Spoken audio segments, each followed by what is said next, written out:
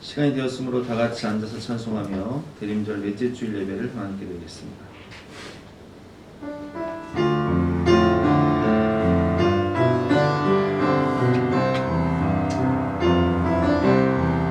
주께와 엎드려 영매드리니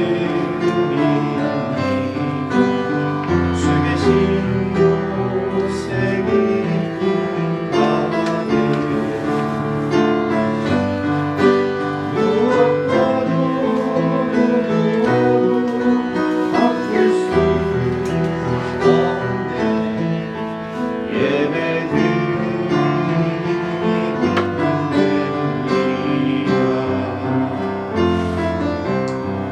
이 시간 성령의 임재와 예배를 위해서 합심해서 기도하신 이후에 우리를 대표해서 이병훈 안수집사님께서 대표로 기도하시겠습니다.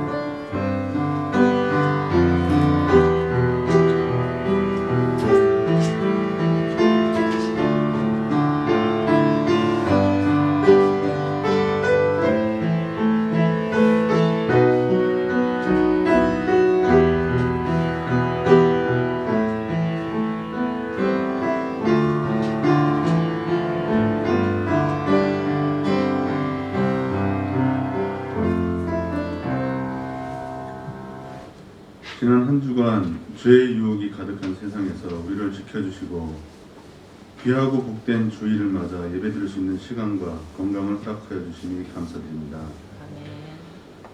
하나님의 사랑 안에 살면서도 사랑해야 할 주님을 사랑하지 못하고 세상을 사랑했으며 죄 가운데 살면서도 죄인인 줄 모르고 오히려 교만해져 나만이 의인인 것처럼, 나만이 의롭게 사는 것처럼, 또 나만 고난 속에 사는 것처럼 행하였습니다.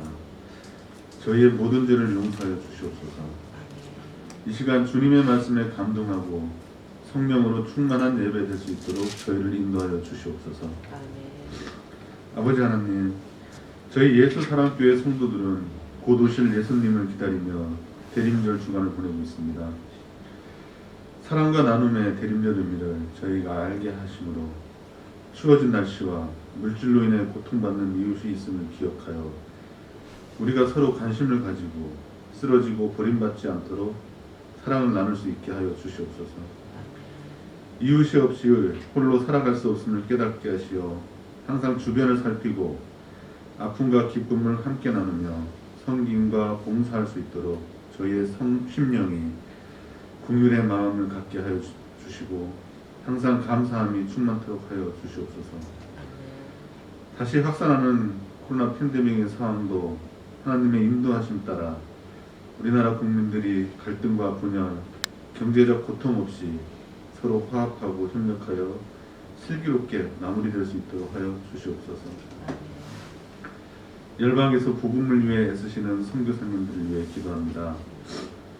주님의 일을 행하실 때 건강을 허락하여 주시옵고 어려운 환경을 이겨낼 수 있는 능력과 용기를 허락하여 주시옵소서.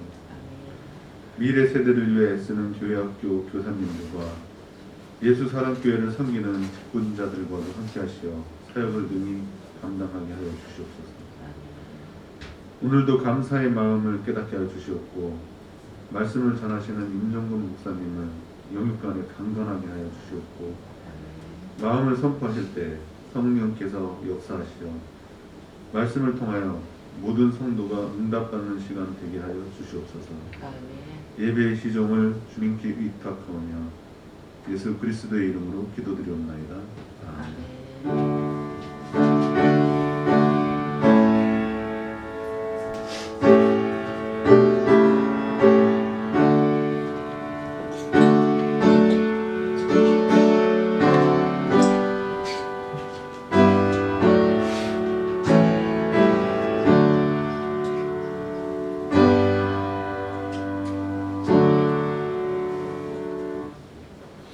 반갑습니다. 오늘도 주님 전에 오신 여러분들을 또 영상으로 예배드리시는 모든 성도님들을 주님의 이름으로 축복합니다.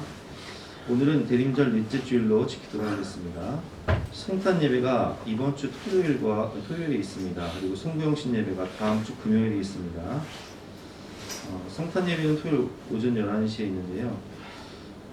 오늘 참석하신 분들은 김현주 사모에게 성탄 예배 참석 여부를 좀 말씀해 주시면 우리가 예배 제한 인원이 30%로 제한되기 때문에 45명 정도까지 출석할 수 있어요. 그래서 만약에 45명이 넘게 되면 9시 예배와 11시 예배 두 번에 걸쳐서 드려야 되기 때문에 그 참석 여부를 김현주 사모에게 알려주시기 바랍니다. 송구영신 예배는 다음 주 금요일 11시에 드리도록 하겠습니다. 이번 주 금요 기도회는 쉬도록 하겠습니다. 세례 입교회식이 다음 주일날 있습니다. 1부와 2부 예배 시간에 진행이 될 텐데요. 세례 입교자들은 기도로 준비해 주시기를 바랍니다. 예배 후 마스크를 나눠드리도록 하겠습니다. 오늘 주신 하나님 말씀은 마태복음 1장 18절에서 25절까지의 말씀인데요. 영상을 통해서 하나님의 말씀 함께 듣도록 하겠습니다. 예수 그리스도의 나심은 이러하니라. 그의 어머니 마리아가 요셉과 약혼하고 동거하기 전에 성령으로 잉태된 것이 나타났더니 그의 남편 요셉은 의로운 사람이라 그를 드러내지 아니하고 가만히 끊고자 하여 이 일을 생각할 때에 주의 사자가 현몽하여 이르되 다윗의 자손 요셉아 내 아내 마리아 데려오기를 무서워하지 말라. 그에게 잉태된 자는 성령으로 된 것이라. 아들을 낳으리니 이름을 예수라 하라. 이는 그가 자기 백성을 그들의 죄에서 구원할 자이심이라. 이 모든 일이 된 것은 주께서 선지자로 하신 말씀을 이루려 하심이니 이르시되 보라, 처녀가 잉태하여 아들을 낳을 것이요 그의 이름은 임마누엘이라 하리라. 이를 번역한즉 하나님이 우리와 함께 계시다 함이라. 요셉이 잠에서 깨어 일어나 주의 사자의 분부대로 행하여 그의 아내를 데려왔으나 아들을 낳기까지 동침하지 아니하더니 나음에 이름을 예수라 하니라. 말씀은 그 이름 예수 임마누엘이라는 제목으로 본 말씀을 통해서 함께 은혜를 나누겠습니다. 이번 성탄절을 준비하면서 참 우리가 기대를 많이 했죠. 이제 좀 방역수칙도 풀리고 올해만큼은 예전처럼 성탄절에 모여서 즐거운 시간도 갖고 맛있는 음식도 나눠 먹고 케이크 만들기도 하고 여러 가지를 계획을 했었는데 참 그렇게 되지 못했습니다. 보통 겨울 방학이 되면 우리가 아이들 데리고 선교 여행도 다니고 그리고 수련회도 가고 했는데 아무것도 할 수가 없는 그런 어려운 상황이 되었어요. 다시 시작된 사회적 거리두기로 인해서 인원 모임도 제한이 되고 그거보다 더 고통스러운 것은 지금 이 어려운 상황 가운데 너무나 많은 분들이 참 허무하게 세상을 떠나고 계시다는 거. 제가 알고 있는 어떤 분도 얼마 전에 코로나 때문에 세상을 떠나셨는데 참 기가 막힌 것이 가족들이 임종을 지키지도 못하고 그냥 바로 그냥 화장터로 가서 화장 된 다음에 뼈만 이렇게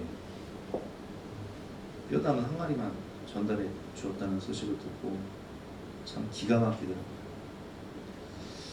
코로나19는 우리에게 너무나 많은 고통과 단절을 주었습니다. 통계를 보면 제가 설교 준비를 하면서 그저께 이제 통계를 봤더니 2021년 12월 그저께 통계로는 세계 현황이 지금 2억 7천만 명 정도가 확진이 되었습니다. 물론 통계 잡힌 것만 이 정도죠. 그리고 그 중에 532만 명 정도가 사망을 했다고 하지만 실제로 뭐 인도 같은 경우는 통계를 잡을 수가 없잖아요. 그래서 통계 잡을 수 없는 인원까지 포함하면 1,000만 명 이상이 사망을 했을 거라고 추정을 하고요. 그 이외에 백신 부작용이나 그리고 코로나19로 인한 경제적 어려움, 정신적 어려움으로 인한 자살하신 분들까지 합치면 거의 뭐 한 1,500만 명 이상 사망하지 않았나 이런 추정을 하고 있습니다. 우리나라 같은 경우도 별반 다르지 않아요. 현재 지금 55만 명 정도가 확진이 되었어요. 그래서 제가 어제 설교 준비를 하면서 우리 사모가 이 원고를 보더니 정말 55만 명이 맞냐고, 5만 5천 명이 아니라 55만 명이 맞냐고. 그때 다시 확인해 봤는데 55만 명이 맞습니다. 그리고 그 중에 4,640명 정도가 사망을 하셨어요. 너무 소중한 생명들이 허무하게 지금 세상을 떠나고 있다. 그리고 이제 이 코로나로 인한 사망자가 속출하고 또 너무 경제적으로 어렵다 보니까 이 방역 실패에 대한 여러 가지 다툼이 이제 계속되고, 어제 뉴스를 보니까 백신을 맞아서 부작용으로 사망하신 분들의 유가족들이 이제 청와대 앞에 가서 시위를 하시더라고요. 왜냐면 그분들 같은 경우는 뭐 보통 젊은 분들, 기저질환도 없는 분들이, 그런 가장들, 자녀들이 허무하게 세상을 떠나다 보니까 이 백신을, 우리가 고민하는 게 그거잖아요. 우리 애들한테 이 백신을 맞춰야 될 것이냐 말아야 될 것이냐. 또 우리가 또 정부에서 고민하는 건 무엇입니까? 경제와 방역을 함께, 이게 참 어렵거든요. 방역을 철저하게 잡자면 완전히 셧다운을 해야 되는데, 그러면 경제가 이제 초토화돼요. 그래서 경제를 생각해서 또 방역을 철저히 하게 되면 이게 참 어려운 거예요. 그러다 보니까 그로 인한 이제 사회적인 원망, 불평, 책임 전가, 이런 것들이 이제 팽배해 있어요. 국민들이 참 양쪽으로 나뉘어져서, 한쪽은 방역을 해야 된다, 한쪽은 경제를 생각해야 된다. 이 방역 실패의 책임을 누가 질 것이냐, 뭐 이런 원망, 불평, 책임 전가가 가득합니다. 여러분, 백신을 맞아야 됩니까? 안 맞아야 됩니까? 여러분, 그거 아세요? 우리는 백신을 맞아도 죽고 안 맞아도 언젠가 죽습니다. 왜 그래요? 인간은 원래 영생하는 존재였지만 죄가 우리에게 들어온 다음부터는 죄의 삭은 사망이기 때문에 다 죽을 수밖에 없다는 거예요. 그래서 여러분, 인간의 가장 본질적인 문제가 무엇인지 아십니까? 그것은 바로 죄의 문제예요. 인간에게 가장 큰 문제는, 가장 본질적인 문제는 죄 때문에 저도 죽고 여러분도 죽는다는 것입니다. 죄와 사망의 문제죠. 로마서 6장 23절 말씀.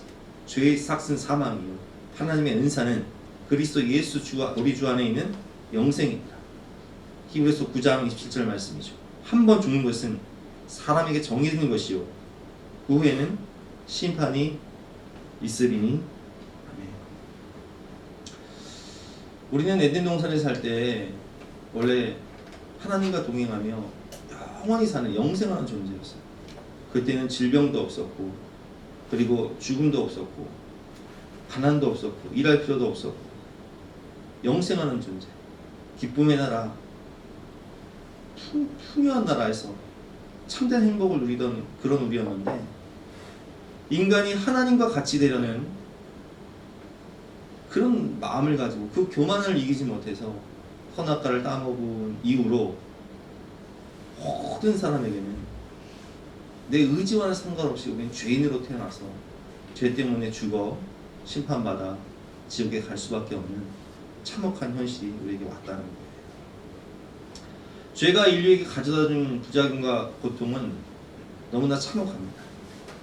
그래서 인간이 죄를 범한 이후에 이제 인간은 에덴 동산에서 쫓겨나서 에덴의 동쪽에 거하며 가시와 엉겅퀴가 나는 그런 세상에서 남자들은 땀 흘리며 수고하며 일을 해야 하고, 또 여자들은 해산하는 고통. 그래서 남자들은 보통 군대 이야기를 한다면 우리 여자분들은 모이면 해산의 고통을 이야기하지 않습니까? 그만큼 인간에게는 정말 혹독한 그런 고통이 왔다는 것이고, 그리고 죄 때문에 인간은 하나님을 피하여 하나님과 단절이 되고, 내가 어찌하여 이 선악과를 먹었느냐 하나님이 물으실 때 하나님이 내게 보내주신 저 여자, 그래서 서로 부부관계가 단절이 되고, 그리고 남에게 창상함을 인하여 소년을 때려 죽인 것처럼 이제는 이웃과의 관계도 단절이 되고, 그리고 의인 아벨의 피가 땅에 흐름으로 만물이 땅의 저주를 받아 인간과 만물과의 단절이 온 것처럼 모든 관계가 단절되었어요.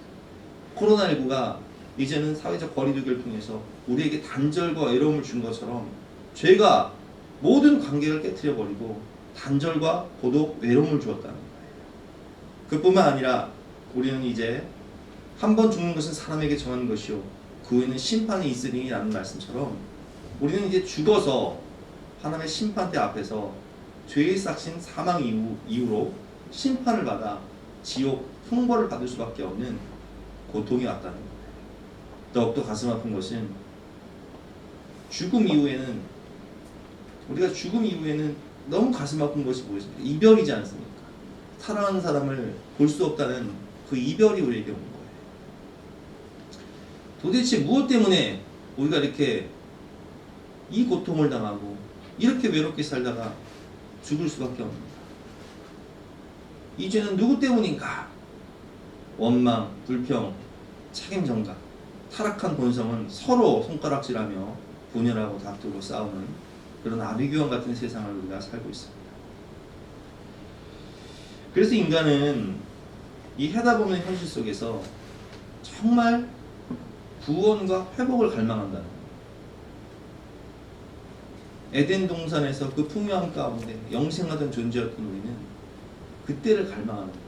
마치 쉽게 말하면 우리가 3년 전에 일상의 회복, 그냥 평범하게 살던 그때를 갈망하듯이 성탄절 행사도 하고 수련회도 하고 아이들과 함께 선교행도 다니던 그때를 간절히 갈망하듯이 인간은 그 과거로 그 행복했던 그 시절로의 그때 회복을 갈망한다는 거예요. 구원을 갈망한다. 그러나 인간의 힘으로는 그 어떠한 행위나 수행이나 노력으로도 이 죄의 문제를 해결할 수 없고 죽음과 심판의 문제를 해결할 수 없다는 거예요. 아무리 과학이 발달을 해도 우리는 과학적으로 영생을 할 수가 없어요. 심판을 피할 수가 없다. 그래서 하나님께서는 우리를 사랑하신 하나님께서는 인간의 가장 본질적인 문제인 죄와 사망의 문제에서 우리를 구원할 슈퍼 백신, 슈퍼 치료제를 보내시기로 작정하십니다. 여러분, 코로나19가 지금 백신을 맞아도 문제고 안 맞아도 문제고, 만약에 여러분 생각해 보세요. 알약 하나 먹으면 코로나19에 걸리지도 않고 걸린다 해도 나은다. 그 약이 한 3,000원 정도 한다. 그럼 코로나19로부터 해방되지 않겠습니까? 슈퍼 치료제, 슈퍼 치료약이 개발된다면 일상은 회복될 거예요. 전 세계는 아마 이제 해방과 자유를 누릴 거예요. 그런 것처럼 전혀 부작용도 없고 우리에게 정말 해답을 주는 슈퍼 치료제, 슈퍼 백신이 계시니 그분이 바로 누구십니까? 예수님이시라는 거예요. 오늘 21절 말씀이죠. 아들을 낳으리니 이름을 예수라 하라. 이는 그가 자기 백성을 그들의 죄에서 구원할 자이심이라 하니라. 아멘. 인간의 힘으로는 해결할 수 없는 이 죄와 심판의 문제를, 구원의 문제를 해결해 주시기 위해서 하나님이 이 땅에 보내신 인류의 구원자, 자기 백성을 죄에서 구원하실 분, 예수, 하나님이 구원이시다라는 뜻이죠. 하나님이 구원이십니다. 인간의 행위와 노력과 의지로는 구원받을 수 없지만 사람으로는 할 수 없되 하나님으로는 다 하실 수 있느니라.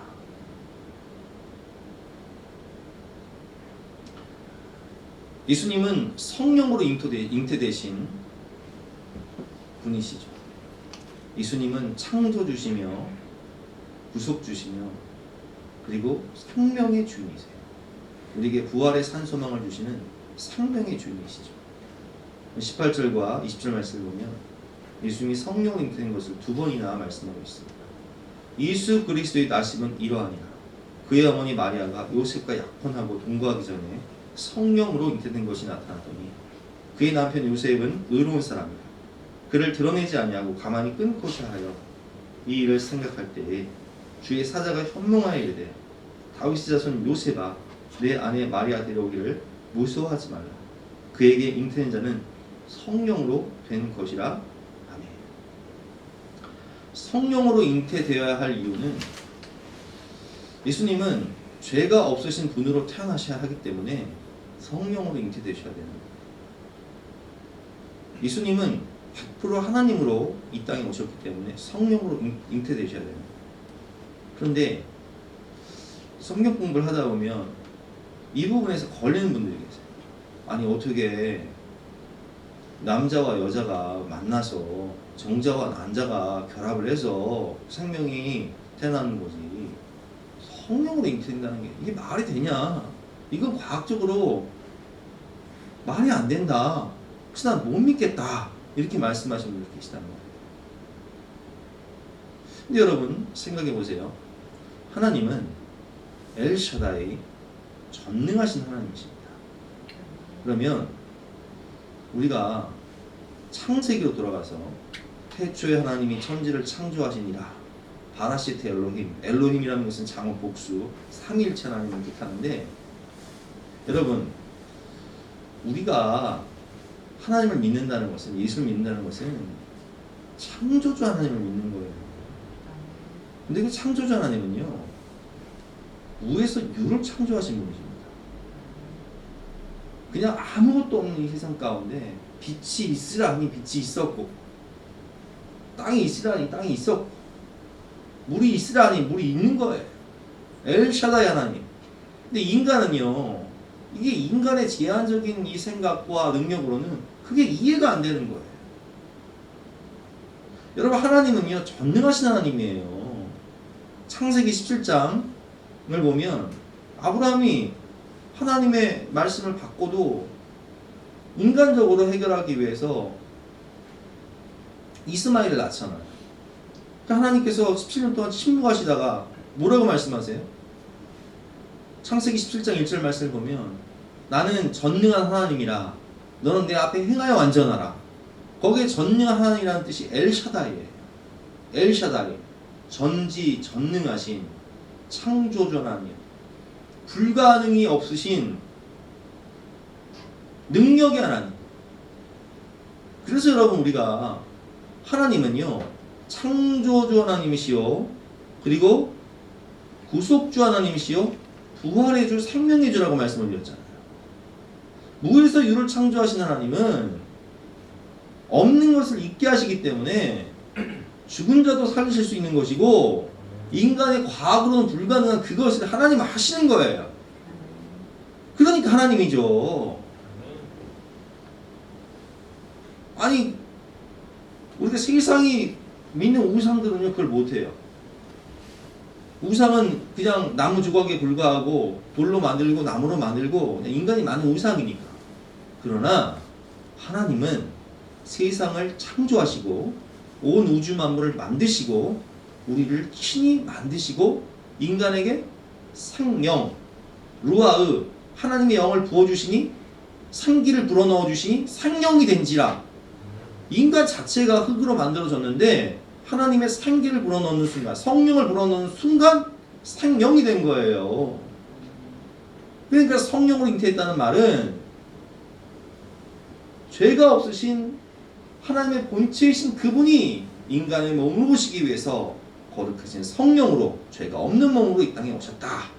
우린 그것을 믿어야 된다는 것이죠. 여러분 우리가 믿는다는 건 부분적으로 믿으면 안 돼요. 삼위일체 하나님이 창조주 하나님임을 믿어야 되고요. 삼위일체 하나님이 온 세상을 통치하심을 믿어야 되고요. 삼위일체 하나님이 십자가를 통해서 우리를 구속하셨음을 믿어야 되고요. 삼위일체 하나님의 능력으로 예수님이 부활하신 것처럼 우리도 부활해 주시는 걸 믿어야 되고요. 그분은 다시 오셔서 세상을 심판하시고 우리에게 영원한 하나님의 나라를 주신다는 것을 믿어야 되는 거예요. 이걸 통째로 믿는 게 믿음이지 뭐는 믿고 뭐는 안 믿는다. 이건 믿음이라고 볼 수가 없는 거예요. 인간의 이 제한적인 뇌로, 인간의 생각으로, 이성으로 하나님을 판단하려고 하니 이게 판단이 됩니까? 하나님을 헤아리려고 하니 헤아려져요? 그래서 예수님은 100% 신성을 가지신 하나님의 본체로서 이 땅 가운데 오십니다.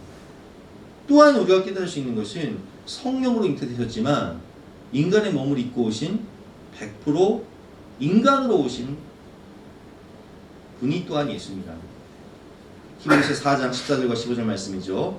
그러므로 우리에게 큰 대제사장이 계시니 승천하시니 곧 하나님의 아들 예수시라. 우리가 믿는 도리를 굳게 잡을지어다. 우리에게 있는 대제사장은 우리의 연약함을 동정하지 못하실 리가 아니요 모든 일에 우리와 똑같이 시험을 받으신 이로되 죄는 없으시니라. 예수님이 인간의 몸을 입고 똑같이 인간과 같은 고통을 당하셨기 때문에 이 초대교회에 영지주의자들, 가연설이라는 그 학설이 있어요. 그게 뭐냐면 예수님은 100% 하나님이시지만 인간은 아니라는 거예요. 영지주의 이단. 그러면 여러분 생각해 보세요. 100% 하나님이시고 인간은 아니시라면, 영으로만 오셨다면 예수님이 십자가에서 담당하신 그 고통은 진짜일까요? 가짜일까요? 영이 무슨 고통이 있어요? 가짜죠? 영지주의, 가연설의 문제가 그거라는 거예요. 여러분, 예수님은 100% 인간으로 오셔서 100% 하나님이시지만 100% 인간으로 오셔서 십자가를 지실 때 정말 물과 피를 다 쏟으시면서 내가 목마르다, 우리를 위해 몸짓기고 피 흘리셨기 때문에 그 고통을 정말 100% 담당하신 거예요. 그래서 신학적으로 예수님은 100% 하나님이신 동시에 100% 인간이라는 거예요. 우리와 똑같이 시험을 받으신 이로되 죄는 없으시니라. 100% 인간으로 오셨지만 100% 하나님이시기 때문에 죄가 없으신 거예요. 십자가의 고통을 진실하게 담당하셨다는 것이죠. 우리를 구원하시기 위해서 오신 참 하나님, 참 인간, 구원자, 아들을 낳으리니 이름을 예수라 하라. 이는 그가 자기 백성을 그들의 죄에서 구원할 자심이라 하니라. 그래서 십자가에서 뭐라고 말씀하셨어요? 테텔레스타이.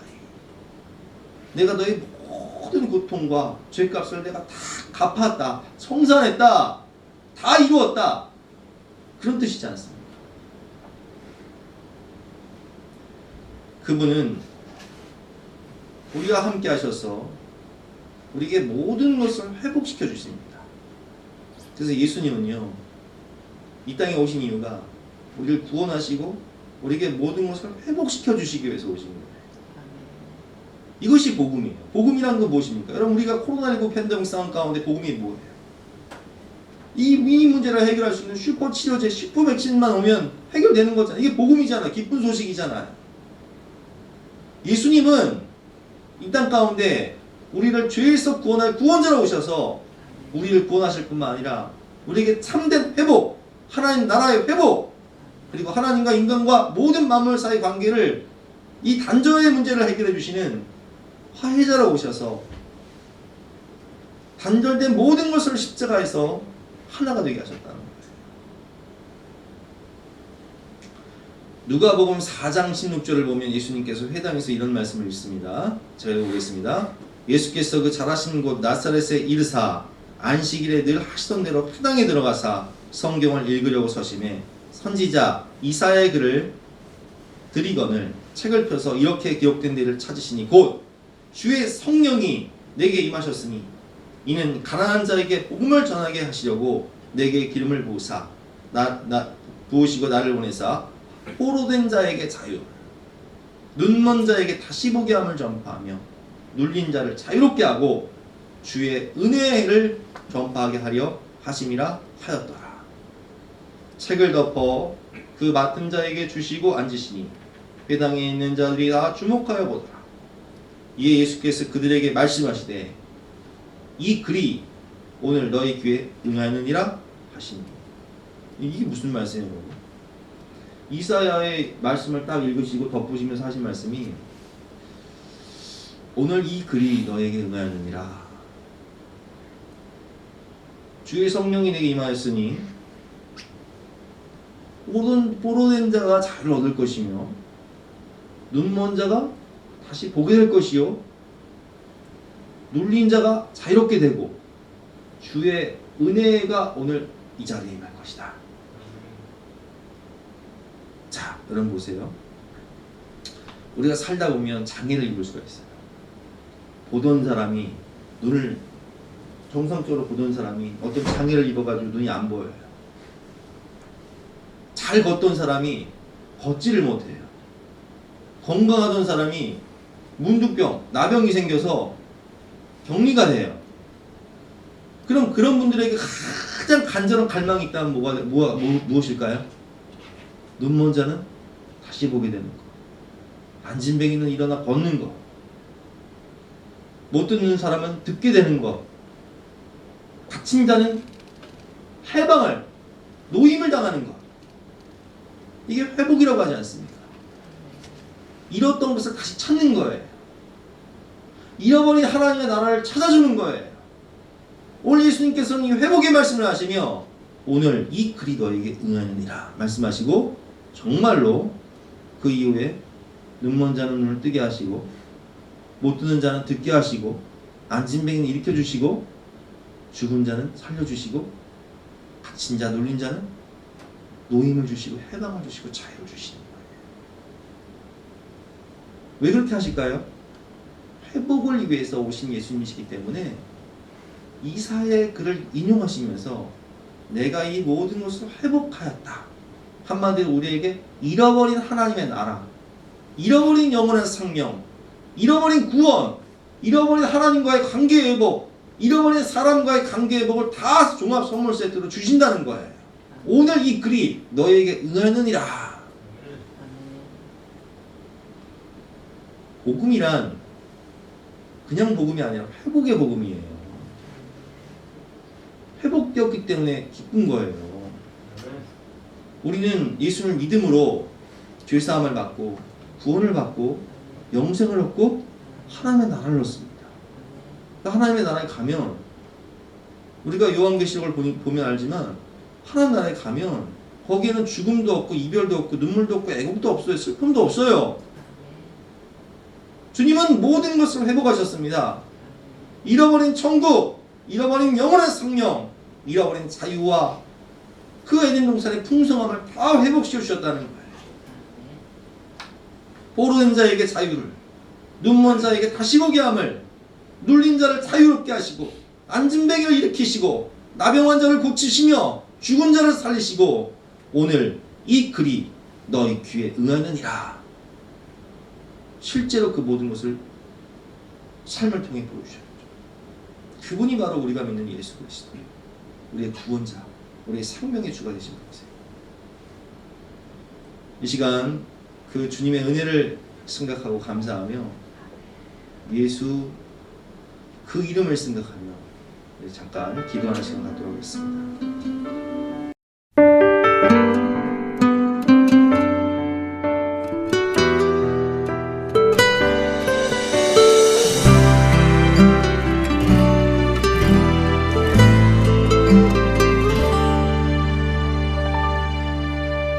슬픈 마음이 있는 자, 몸과 영혼 병든 자, 누구든지 부르시오. 예수 이름 부르시오. 그 이름을 믿는 자, 그 이름을 부르는 자, 그가 어떤 사람이든 그는 구원하리리.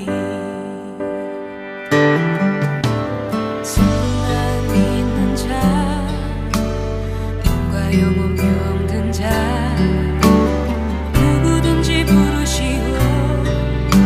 예수 이름 부르시오. 그 이름을 믿는 자, 그 이름을 부르는 자, 그가 어떤 사람이든 그 구원하리리.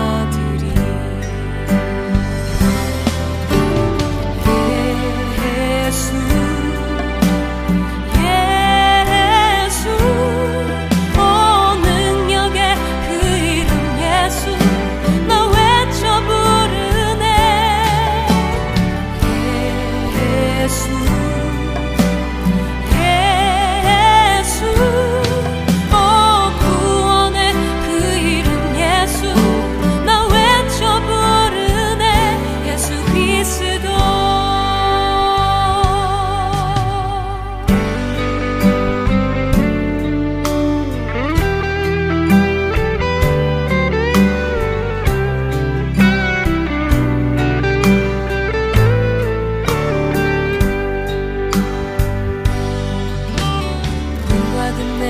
있으나 나 가진 건 너에게 주니 능력의 이름 예수라 그 이름을 붙드시오 그 이름을 믿는 자 그 이름을 외치는 자 그가 어떤 사람이든 그는 주의 영광 보리라 예수 예수 오 능력의 그 이름 예수 나 외쳐 부르네 예수 예수 오 구원의 그 이름 예수 나 외쳐 부르네 예수 그리스도 우리에게 주신 영광의 이름 나 어찌 잠잠하리 세상에 그대 외쳐 부르시 나의 주 예수 그리스도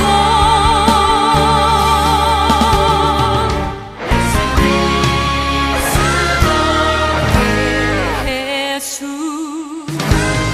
예수 오 능력의 그 이름 예수 나 외쳐 부르네 예수 예수 오 구원의 그 이름 예수 나 외쳐 부르네 예수 그리스도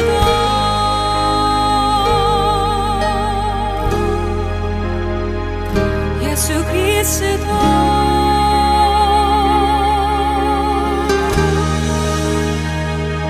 예수 그리스도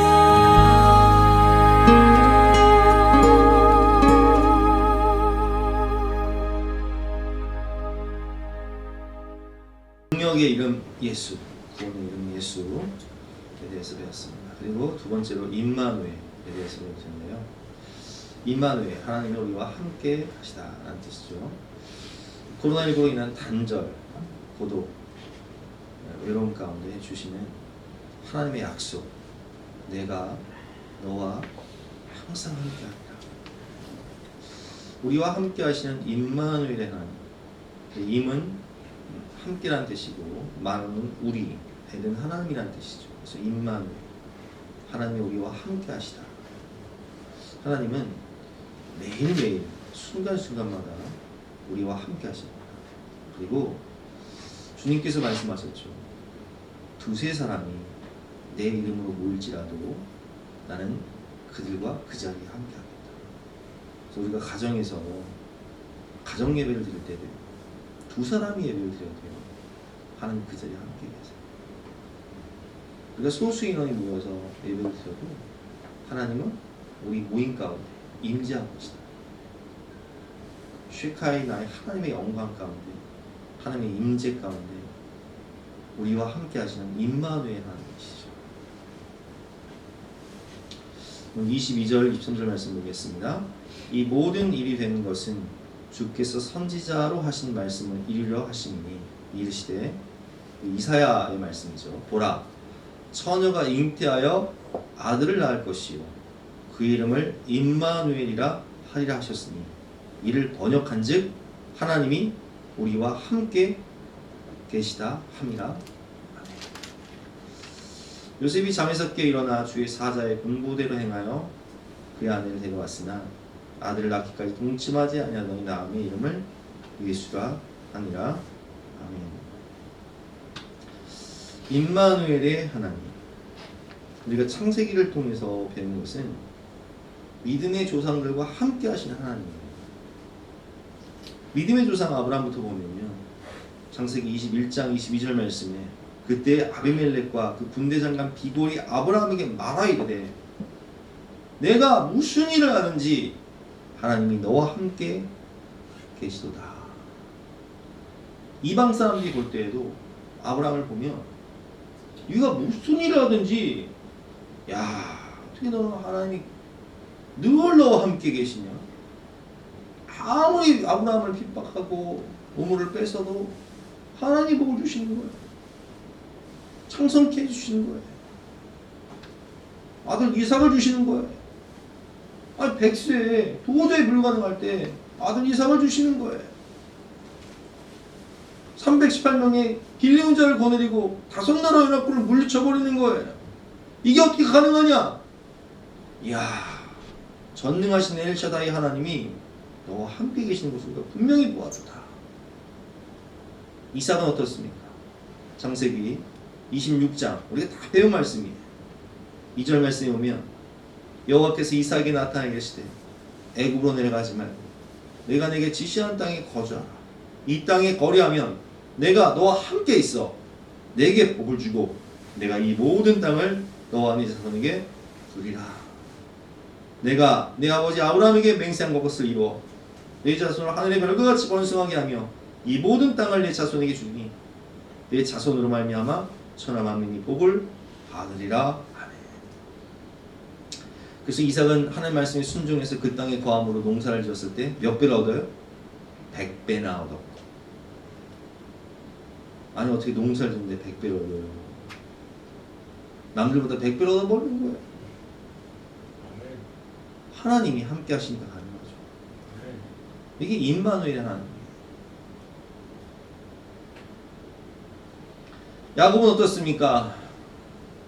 형을 속이고 아버지를 속이고 형이 야곱을 죽이려고 할 때 바단 아람으로 도망갈 때 베델에서 하나님께서 말씀하시죠. 창세기 28장 5절 말씀. 내가 너와 함께 있어 내가 어디 갔는지 너를 지키며 너를 이끌어 이 땅으로 돌아오게 할지라. 내가 내게 허락한 것을 다 이루기까지 너를 떠나지 아니라 하신지라. 아멘. 그래서 그 하란 땅에서 20년을 거할 때 하나님은 순간순간 매일매일 이 야곱을 지켜주시는 거예요. 아무리 라반이 야곱을 이용해 먹으려고 해도 하나님은 누구에게 복을 주세요? 야곱에게 복을 주시는 거예요. 그러니까 라반이 그렇게 고백하잖아. 야 하나님이 너 때문에 내게 복을 주시는 것을 내가 깨달았노니 이제 고향 땅으로 돌아올까 말까 고민하고 있을 때 창세기 1장 3절 말씀에 여호와께서 야곱에게 이르시되 내 조상의 땅 내 족속에게로 돌아가라. 내가 너와 함께 있으리라 하신지라. 아멘.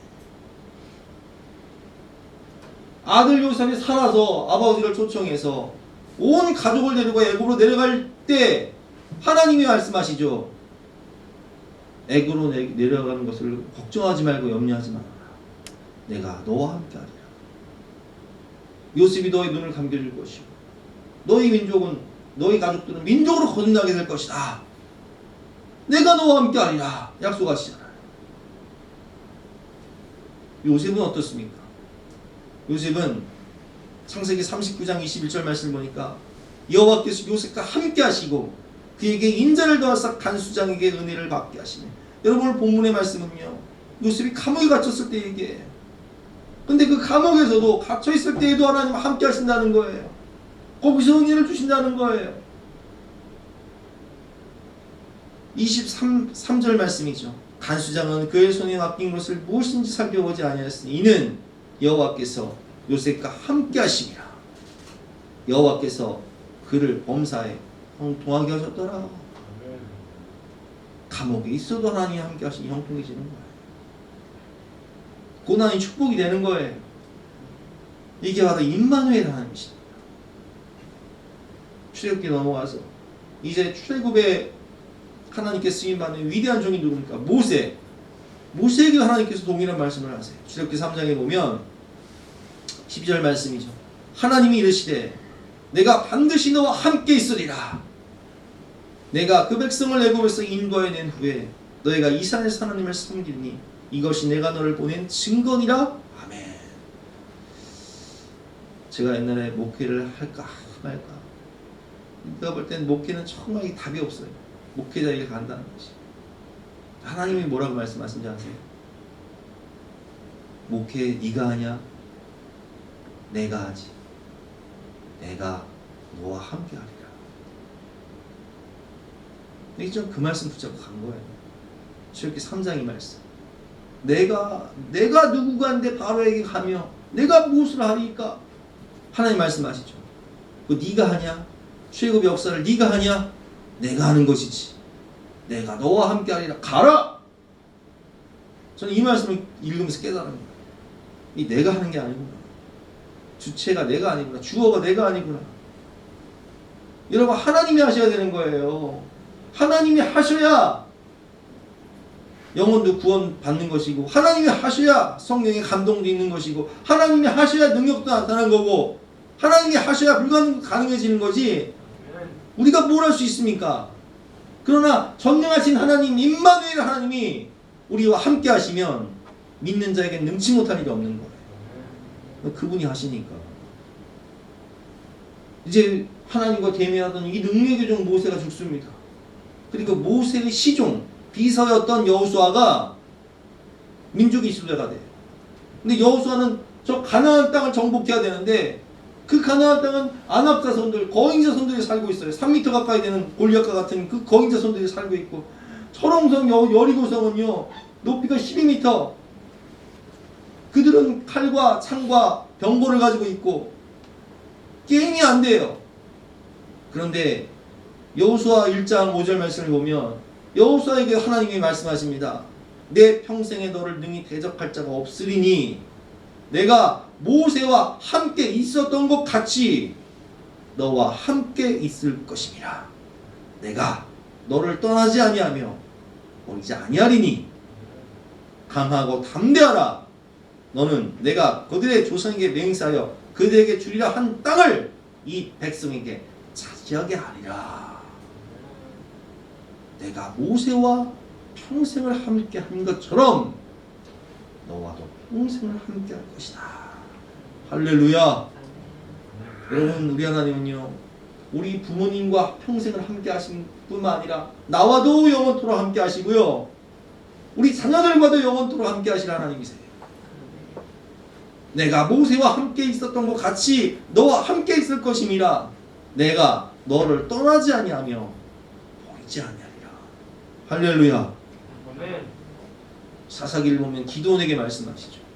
여호와의 사자가 기드온에게 나타나 이르시되 큰 용사여 여호와께서 너와 함께 계시도다. 여러분, 기드온이요 지금 포도주 틀에서 곡식을 지금 타작하고 있어요. 왜 포도주 틀에서 타작을 하고 있을까요? 뺏기지 않으려, 숨어서 몰래.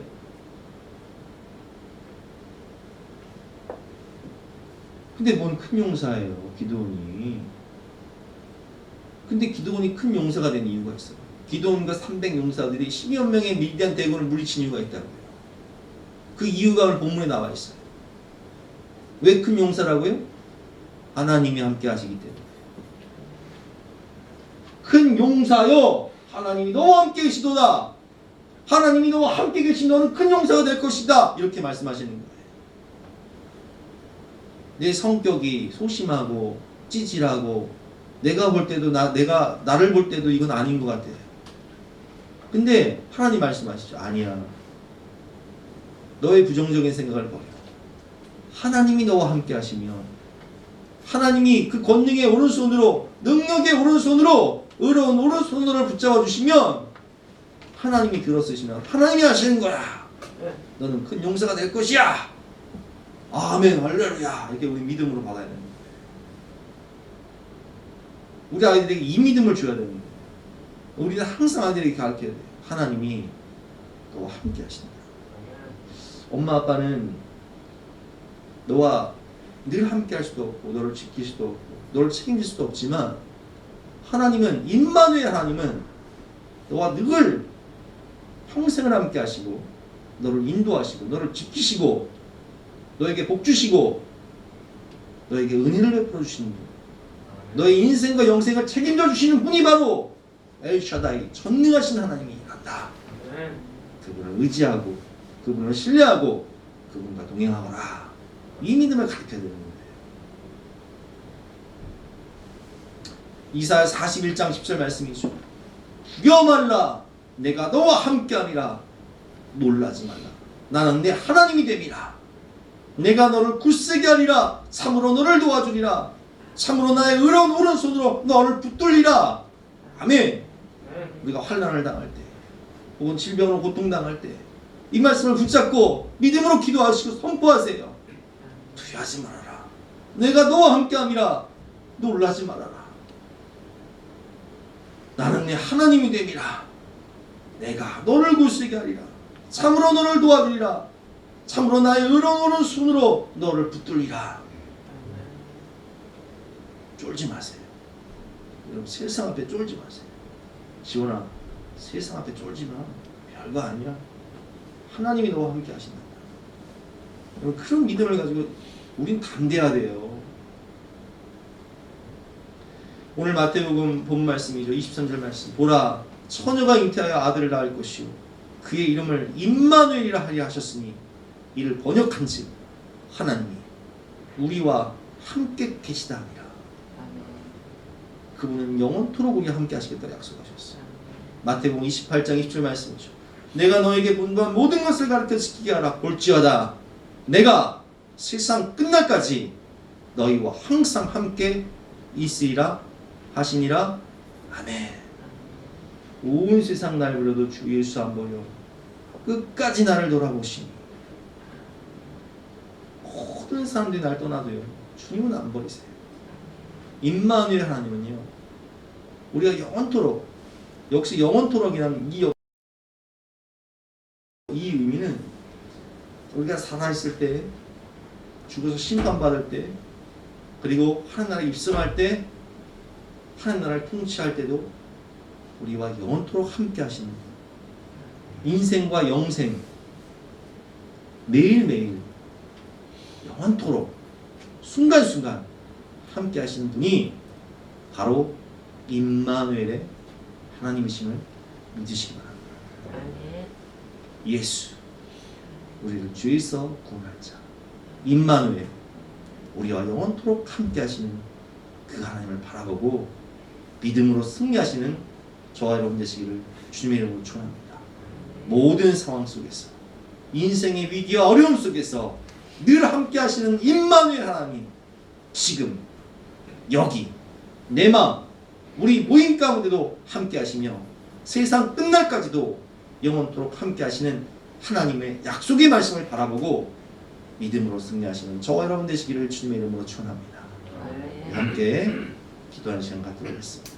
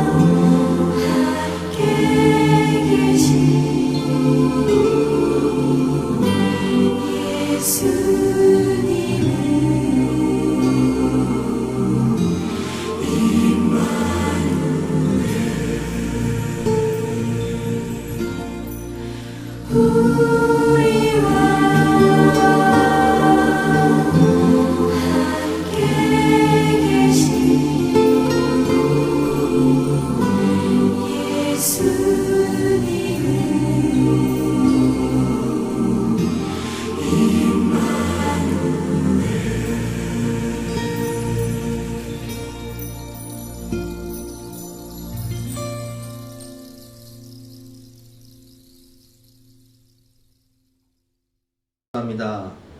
해답이 없는 지옥문을 향해 달려가던 우리들을 불쌍히 여기사 답이 되시고 진리가 되시고 생명이 되시기 위해 이 땅 가운데 오신 예수 그리스도, 자기 백성을 죄에서 구원하시기 위해서 친히 십자가에서 모든 죄를 담당하시고 몸지키고 피 흘려 죽으시며 다 이루었다 말씀하실 때 우리에게 모든 것을 회복시켜 주신 생명의 주인이신 예수님을 찬양합니다. 주님께서 오늘 임마누엘의 하나님이 되시겠다고 약속하셨습니다. 우리의 인생 가운데, 우리 가정과 우리 자녀들의 인생 가운데, 영생 가운데 함께 하셔서 책임지시고 인도하시고 풍성한 은혜를 주시고 세상 끝날까지 영원토록 함께 해주시고 동행하여 주시옵소서. 모든 영광을 받아줄 것을 믿고 감사드리며 거룩하신 예수 그리스도 이름으로 기도드렸사옵나이다. 아멘. 지금은 우리 구주 예수 그리스도의 은혜와 하나님의 영원하신 사랑과 성령님의 감화감동 역사하심이 우리 모든 성도님들을 머리머리 위에, 앞날 위에, 가정 위에 지금부터 영원까지 함께 하시기를 간절히 축원하옵나이다. 아멘.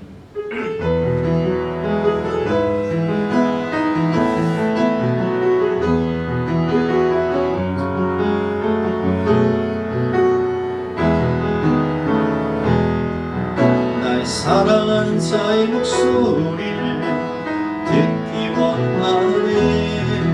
나의 사랑, 나의 어여쁜 자야, 나의 등이란 곳에서 듣기 원하네. 부드러운 주님의 음성, 나의 사랑, 나의 사랑,